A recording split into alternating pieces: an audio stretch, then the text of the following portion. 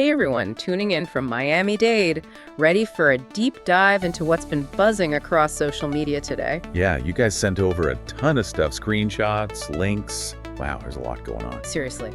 So today, our mission is to wade through all this digital noise, sift through it all. And pull out those nuggets that really matter, the things that make you go, huh?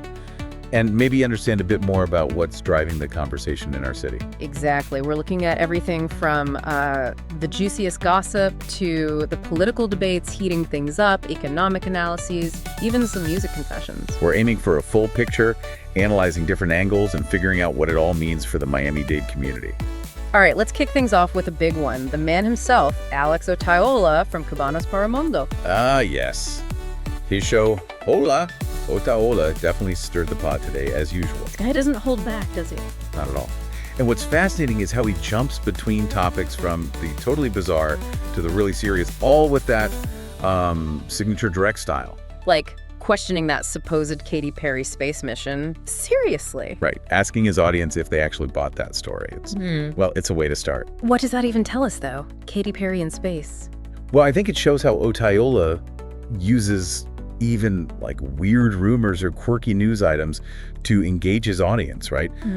Spark debate, probably get some laughs in this case. It's maybe a way to test how gullible people are, or maybe just encourage a bit of critical thinking, Fair enough. And then boom, from pop stars in orbit to global politics, he spent a good chunk of time on the Bukele and Trump meeting. Oh, absolutely. And he really highlighted the reaction from the Salvadoran community here in Miami.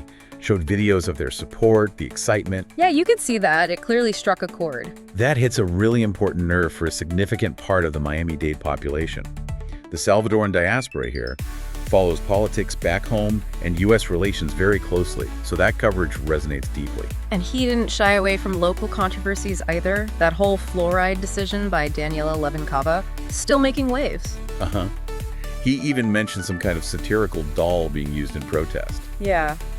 Daniela Levin Cava, she's a Miami-Dade County Commissioner, and this fluoride thing, well, it's been debated for a while, public health versus concerns, It's a classic local government debate, really. And then, also brought up those complaints about slow emergency response times at the airport. That's serious stuff. These are definitely issues that touch people's daily lives here. The fluoride discussion has public health arguments on both sides, and accusations about airport response times raise real concerns about how well our essential services are functioning. Hit close to home. And of course, the celebrity gossip wasn't far behind. He went after Larissa Bacalao, suggesting her visa should be revoked over past support for Fidel Castro. Wow, okay. That must have sparked some intense debate. Oh, you bet. And then Amelia Calzadilla visiting Miami. He even joked about them potentially meeting on his show. That really speaks to the deep ideological divides within the Cuban community here, especially regarding Cuba's history. Exactly. These segments show the huge interest in public figures and these ideological clashes that have really strong historical roots in Miami's Cuban community. And the idea of a Bacalao-Calzadilla encounter just adds that layer of symbolic drama and confrontation. But hold on, it didn't stop there. He got into Cuno and Nodal, speculating about weird interactions, even imagining Pepe Aguilar's reaction. Okay, now we're deep in the entertainment gossip weeds. Pure showbiz. Well, look, Otaola taps into the public's fascination with celebrities' lives. Those sometimes awkward dynamics between them. It might seem fluffy, but this kind of content drives a ton of online chatter. And to top it all off, he complained about Teresa being replaced by Kenny Robert on his own show. Some internal drama there. Yeah, it kind of humanizes him, doesn't it? Shows that even media figures have their own workplace squabbles and disagreements. Phew. Okay, after that whirlwind, let's move over to Univista TV with Sanchez Grass. Right, his style is definitely more straightforward news delivery, though still with a clear perspective. No filter, as they say. Well, today he reported that a senior advisor to the Secretary of Defense was suspended.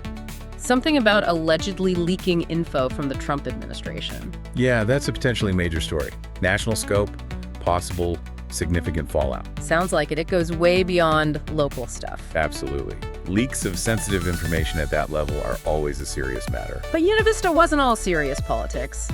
They had some good news too. A raffle for a trip to Punta Cana for families in Cuba, sponsored by Talk Vacation. Oh, that's nice. That kind of initiative definitely brings some joy and hope. Yeah, a bit of brightness. Initiatives like that are really meaningful for the Cuban community in Miami. It gives them a chance to connect with loved ones back in Cuba, which, can often be difficult due to restrictions and the situation there. Makes sense. Okay, shifting over to America Div Miami. They had some heated debates going on, too. Seems like it. What was brewing there? Well, a big discussion about whether some South Florida members of Congress had, quote, betrayed the community after Bernie Sanders and AOC toured the area. Oof. Betrayed is strong language. That really highlights the political polarization in the region, doesn't it? For sure. It shows those stark ideological divides we have here, especially reacting to more progressive political figures. Yeah, that word choice alone tells you a lot about the intensity of the feelings involved. And then, on a more practical note, an expert there was analyzing how car prices might go up because of new tariffs. Economics hitting the wallet again. Always a key concern, right? Especially in Miami-Dade, where, let's be honest, most of us really need a car. The possibility of prices going up is a real worry. Definitely a bread and butter issue for a lot of residents. And let's not forget Elaine Paparazzi Bono. This guy is like pure dynamite. His style is super direct, and he dropped a couple of really hot-button topics. Yeah, he often focuses on investigative pieces and exclusives, usually with a pretty sharp tone. What did he have? First, he dropped the bombshell that lawyer Willie Allen is apparently exploring legal ways to deport children of communists living in Miami who still have ties to Cuba. Wow.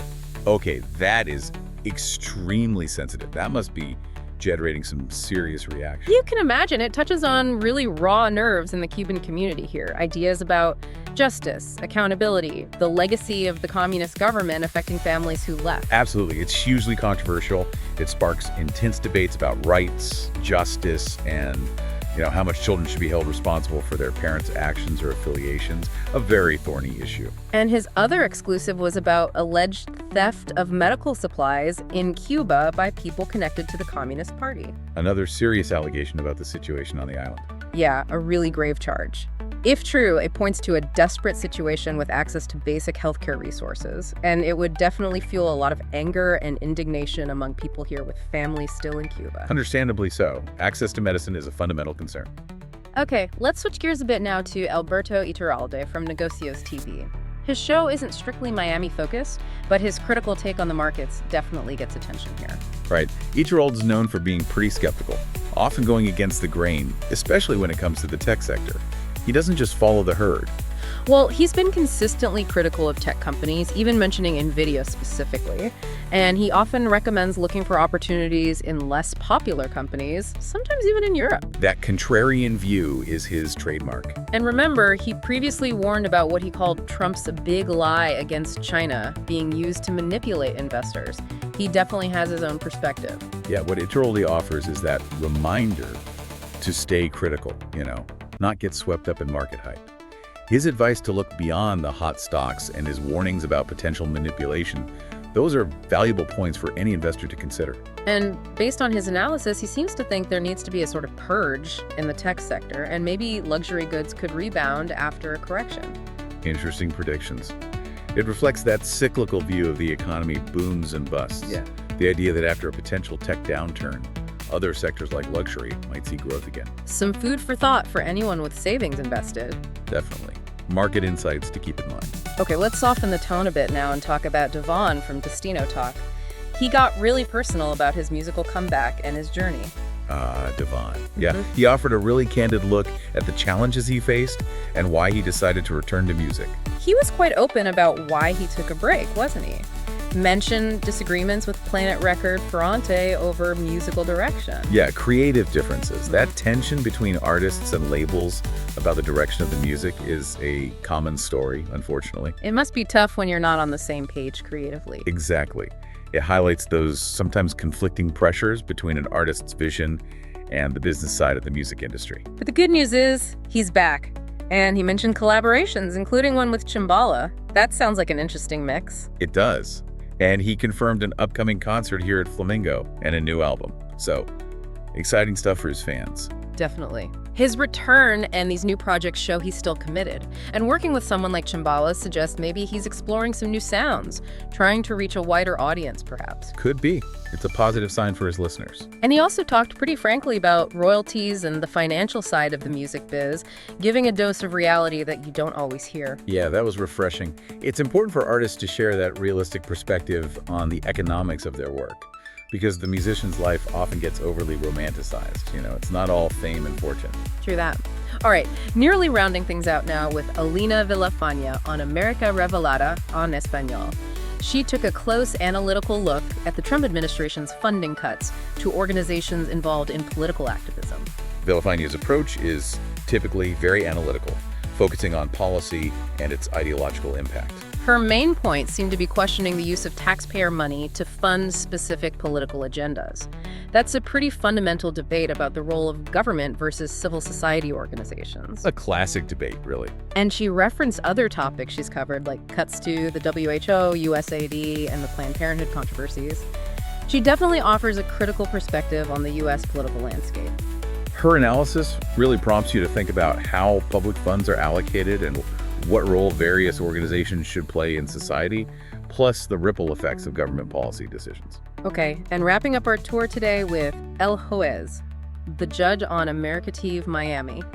This guy doesn't mince words either. No, he tends to take a very firm, legalistic stance. He was talking about demanding that a plane carrying deportees to El Salvador be stopped. Right.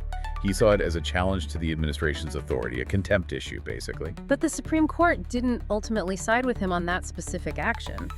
A real clash with the authorities. Yeah, that case highlights the kind of friction that can exist between different branches or levels of government and how laws get interpreted and applied in really difficult situations like deportation. Ooh. Okay, what a packed day on the Miami-Dade social media scene. We saw absolutely everything. From Katy Perry's maybe space mission gossip to really intense debates on politics and the economy, Devon's musical comeback, Elaine Paparazzi's serious allegations. Each one of these creators gives us a unique window into what's really resonating in our community right now. And what's really interesting is seeing how the same topics get tackled from such different viewpoints online.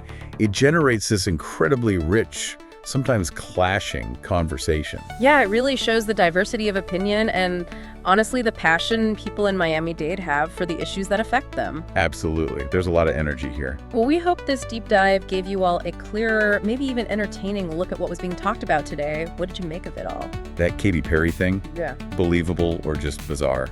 And the deportation controversies, what are your thoughts? Yeah, we definitely encourage everyone to keep exploring these conversations, dig a little deeper, and form your own opinions. And maybe something to chew on until next time.